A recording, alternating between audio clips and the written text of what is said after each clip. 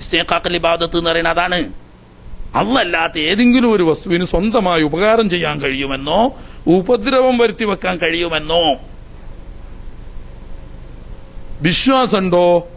അത് ജീവിച്ചിരിക്കുന്നവരോടാണെങ്കിലും അല്ലാത്തവരോടാണെങ്കിലും ആ വിശ്വാസം തന്നാൽ തന്നെ ശിർക്കായി, പിന്നെ സഹായം ചോദിച്ചാലും ശിർക്കായി. അവിടെ പ്രശ്നം. അല്ലാതെ ജീവിച്ചിരിക്കുന്നവരോട് ചോദിച്ചാൽ അത് പ്രശ്നമൊന്നുമില്ല. മരിച്ചവരോട് ചോദിച്ചാലാണ് ഈ തരക്കടിൽ ഞങ്ങൾ സ്വന്തം ഈ പ്രസ്താവന ഇറക്കല്ലേ. നിങ്ങൾ അതിനൊരു ഖുർആനായത്ത് ഓതിത്തരി. എല്ലാത്തിനും ഖുർആൻ മുറുകെ പിടിക്കണം എന്നാണല്ലോ പറയാ. ഒരായത്ത് ഈ വിഷയത്തിൽ ഓതിയാൽ നമ്മളെ തർക്കം അന്ന് തീർന്നു. അപ്പൊ അങ്ങനെ ഒരു ഹദീസ് ഇല്ല, അങ്ങനെ ഒരു ആയത്തും ഇല്ല. ജീവിച്ചിരിക്കുന്നവര് മരണപ്പെട്ടവര് എന്ന വേർതിരിവ്, അല്ലെങ്കിൽ മറഞ്ഞ മാർഗത്തിലൂടെ അദൃശ്യമായ മാർഗത്തിലൂടെ ദൃശ്യമാർഗത്തിലൂടെ എന്നോ സാധാരണ മാർഗത്തിലൂടെ അസാധാരണ മാർഗത്തിലൂടെ എന്നൊന്നുള്ള വേർതിരിവ് ഖുർആനോ സുന്നത്തോ ഈ ലോകത്തിന്റെ മുന്നിൽ പ്രചരിപ്പിച്ചിട്ടില്ല. ആരെയൊക്കെയോ മുശ്രിക്കാക്കാൻ വേണ്ടി ചില ആളുകൾ സ്വയം എഴുതിയുണ്ടാക്കിയതാണ്. അതുകൊണ്ട് തന്നെ പണ്ഡിതന്മാരുടെ മുന്നിൽ ഈ വാദം പറഞ്ഞുകൊണ്ട് ഒരായത്ത് കൊണ്ടോ ഒരു ഹദീസ് കൊണ്ടോ എഴുന്നേറ്റ് നിൽക്കാൻ ഇന്ന് വരെ അവരോട് കഴിഞ്ഞിട്ട് അതൊക്കെ എല്ലാവർക്കും അറിയില്ലേ എന്നാ പറയും. എങ്ങനെ ഇത് എല്ലാവർക്കും അറിയല്? ഇങ്ങനെ മനസ്സിലായിട്ടില്ല. എല്ലാവർക്കും അറിയാം. എങ്ങനെ? ഖുർആനിലുണ്ടോ? എന്നാ റെഡി. ഹദീസിലുണ്ടോ? ഓക്കെ. ഇനി അത് രണ്ടും ആണെന്ന് വാശിയില്ല. മുൻഗാമികളായ പണ്ഡിതന്മാരുടെ ഇജ്മാ ഉണ്ടോ? എന്നാലും മതി. ഈ മൂന്നാലൊന്നുണ്ടെങ്കിൽ അലർറാസി വല്ലൈൻ ഓക്കെ. ഇല്ലെങ്കിൽ അതിന് യാതൊരു ന്യായവുമില്ല. ന്യായം ഇത് മാത്രം, അള്ളാഹുവിനുള്ള അവകാശം അഥവാ വുജൂബുൽ വുജൂദ് ഔ ബിമാന ഇസ്തിഖാഖുൽ ഇബാദ, ഉണ്ടാവൽ നിർബന്ധമായവനാണെന്നുള്ള അർത്ഥത്തിനോ അല്ലെങ്കിൽ ഉപകാരോപദ്രവങ്ങളുടെ ഉടമയാണെന്നോ ഉള്ള അർത്ഥത്തിൽ അള്ളാഹു അല്ലാത്ത ഒരാളെ വിശ്വസിക്കുമ്പോൾ അത് ശിർക്കാണ്. ഇങ്ങനെയാണ് പണ്ഡിതന്മാരെ പഠിപ്പിച്ചത്. ബിമാന വുജൂബി വുജൂദിൻ ഔ ബിമാന ഇസ്തിഖാഖുൽ ഇബാദ, വാജിബുൽ വുജൂദാണ്, അതായത് ഉണ്ടാവൽ അനിവാര്യമാണ്, ആദ്യവും അവസാനവും ഇല്ലാത്ത എന്നെന്നും നിലനിൽക്കുന്ന ഖദീമാണ് എന്നുള്ള അർത്ഥത്തിന്. അതല്ലെങ്കിൽ ഔ ബിമാന ഇസ്തിഖാഖുൽ ഇബാദ എന്ന് പറഞ്ഞാൽ ഏതെങ്കിലും ഒരു ഉപകാരങ്ങളുടെയോ ഏതെങ്കിലും ഒരു ഉപദ്രവത്തിന്റെയോ ഉടമയാണ് എന്ന് വിശ്വാസം. ഈ രണ്ടാലൊന്നുണ്ടാവുമ്പോഴാണ് ശിർക്ക് വരുന്നത്. അത് പണ്ഡിതന്മാരായ മുൻഗാമികളായ ഇമാമുകളൊക്കെ കണ്ടേനെ പറഞ്ഞതാണ്. ഇതിനെതിരിൽ പറയണമെങ്കിൽ ഖുർആനിന്റെ ആയത്തോ ഹദീസോ വേണം, അല്ലെങ്കിൽ ഇമാമിയങ്ങളുടെ ഇജ്മാ വേണം. മൂന്നാലൊന്നുണ്ടെങ്കിൽ നമ്മൾ അവിടെ വെച്ചിട്ട് പ്രശ്നം തീർക്കും.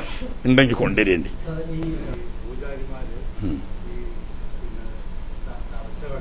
കറാമത്ത് എന്ന് പറയുന്നത് മുത്തഖീങ്ങളാണ് അള്ളാഹുവിന്റെ ഔലിയാക്കന്മാർ.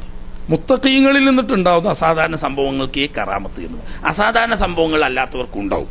സെഹറന്മാർക്കുണ്ടാകും, അതുപോലെ തന്നെ കാഫിരീങ്ങൾക്കുണ്ടാവും, മുശ്രിക്കീങ്ങൾക്കുണ്ടാവും, പലർക്കും ഉണ്ടാവും.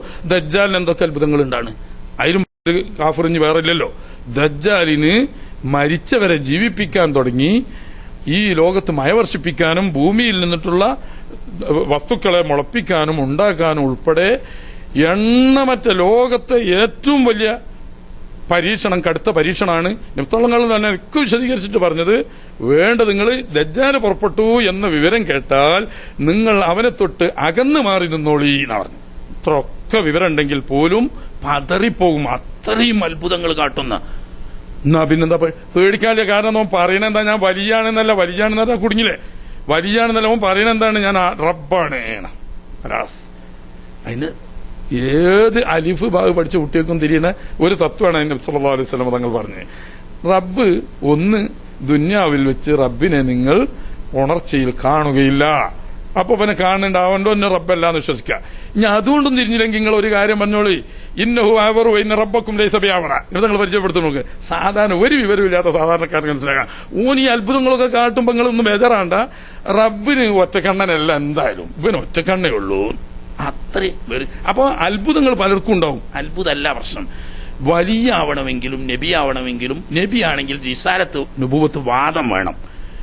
വലിയാണെങ്കിൽ ഒരു നബിയുടെ ശരീഅത്ത് പിന്തുടർന്നുകൊണ്ട് ജീവിക്കുന്ന മുത്തഖീങ്ങളിൽപ്പെട്ടവരായിരിക്കണം.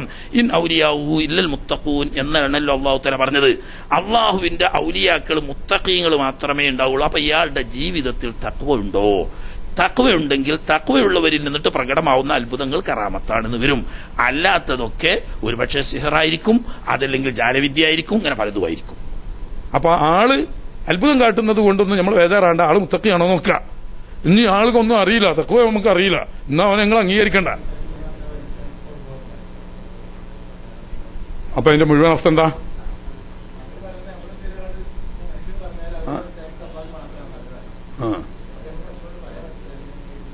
നിങ്ങൾ ഇഷ്ടം പോലെ പറഞ്ഞോളി, ഒരു കേടുമില്ല. ഒരു വിവരമില്ലാത്ത ജഹാലത്തിന് കയ്യും കാലും മുളച്ചോനാണ് അപ്പ അറിയുന്നത്.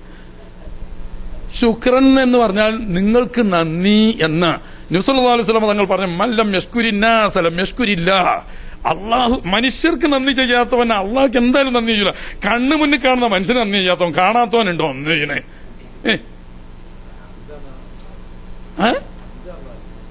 അള്ളാഹു സുബ്ഹാനഹു വ തആലക്ക് സ്തുതിയും പറയാ. അത് ഇബാദത്ത് മാത്രം അള്ളാഹുവിന്റെ സ്വകാര്യ അധികാര, അത് വേറെ ആർക്കും വിട്ടുകൊടുത്തിട്ടില്ല. ശുക്ർ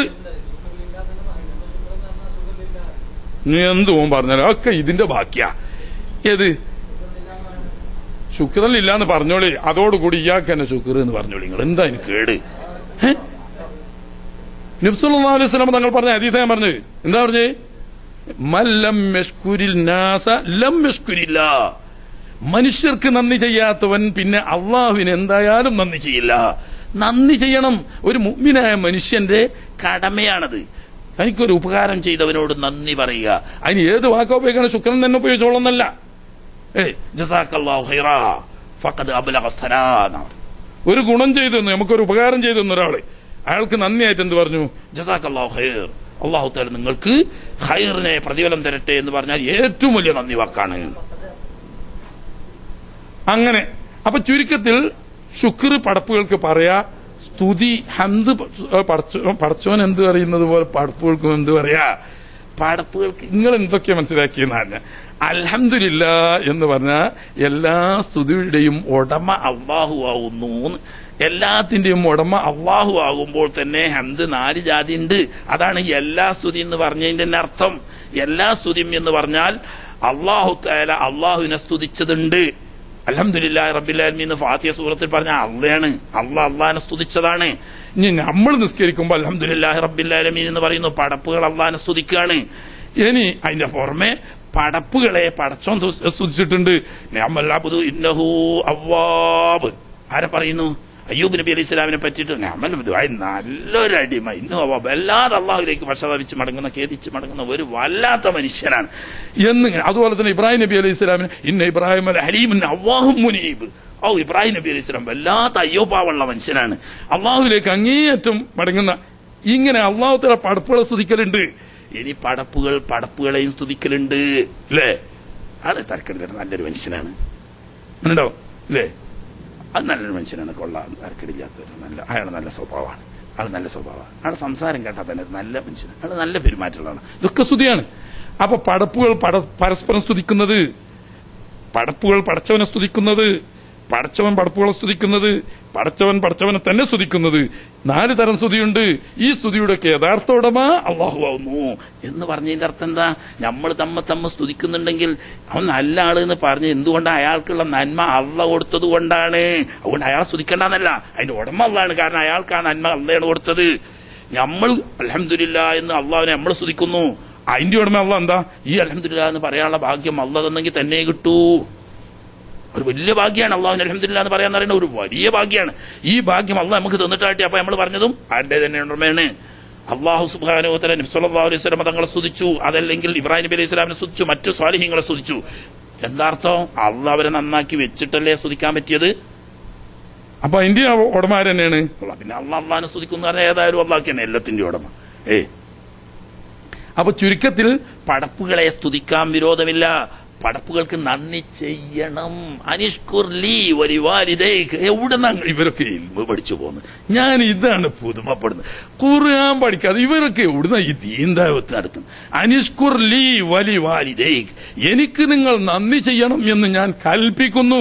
വലിവാലിദൈക്, നിന്റെ മാതാപിതാക്കൾക്കും ശുക്ർ ചെയ്യണം എന്ന് അള്ളാഹുവിന് ശുക്ർ ചെയ്യാൻ പറഞ്ഞ അതേ ആയത്തിൽ അതേ രീതിയിൽ മാതാപിതാക്കൾക്ക് ശുക്ർ ചെയ്യാൻ അള്ളാഹ് കൽപ്പിക്കുക. അനിഷ്കുർലി വലിവാലിദൈക്, എനിക്ക് നീ ശുക്ർ ചെയ്യണം, നിന്റെ ഉമ്മാക്കും വാപ്പാക്കും നീ ശുക്ർ ചെയ്യണം. നബി തങ്ങൾ പറയുന്നു, മല്ലം യഷ്കുരിന്നാസ ലം യഷ്കുരില്ലാ. പടപ്പുകൾക്ക് നന്ദി ചെയ്യാത്തവൻ പടച്ചവൻ എന്തായാലും നന്ദി ചെയ്യില്ല. കാരണം പടച്ചവനെ കാണില്ല. കാണാത്ത റബ്ബിന് നന്ദി അറിയണമെങ്കിൽ കണ്ടവന് ഇങ്ങോട്ടൊരു ബുദ്ധിമുട്ടിയപ്പോ ഒരു സഹായം ചെയ്തവന് നന്ദി ചെയ്യാത്തവൻ പടച്ചറബിനെ മറന്നു കളിക്കുന്നവനാണ്. പിന്നെ അള്ളാഹ്ക്ക് നന്ദി ചെയ്യൂല. അപ്പൊ അതൊക്കെ വിവരമില്ലാഞ്ഞിട്ട് പറയാണ്. മറിച്ച് എല്ലാത്തിന്റെയും ഉടമ അള്ളാഹുവാണ് എന്ന് വിശ്വസിക്കുക. എല്ലാ നഫ്ഇന്റെയും എല്ലാ ളിറിന്റെയും ഉപകാരത്തിന്റെയും ഉപദ്രവത്തിന്റെയും ഉടമ അള്ളാഹുവാണെന്ന് വിശ്വസിക്കുക. അപ്പൊ സ്തുതിയുടെയും ഉടമ തന്നെ അകരുതി വേറെ ആരും സ്തുതിച്ചുവിടാന്നല്ല. അതുപോലെ തന്നെ വേറെ ആരോടും സഹായിക്കൂലെന്നല്ല, വേറെ ആരോടും സഹായം ചോദിച്ചുവിടാന്നല്ല. അതിനൊക്കെ ആ ഇൻഷാ അല്ലാഹ് വരുന്ന് എത്ര അതിനൊക്കെ എത്ര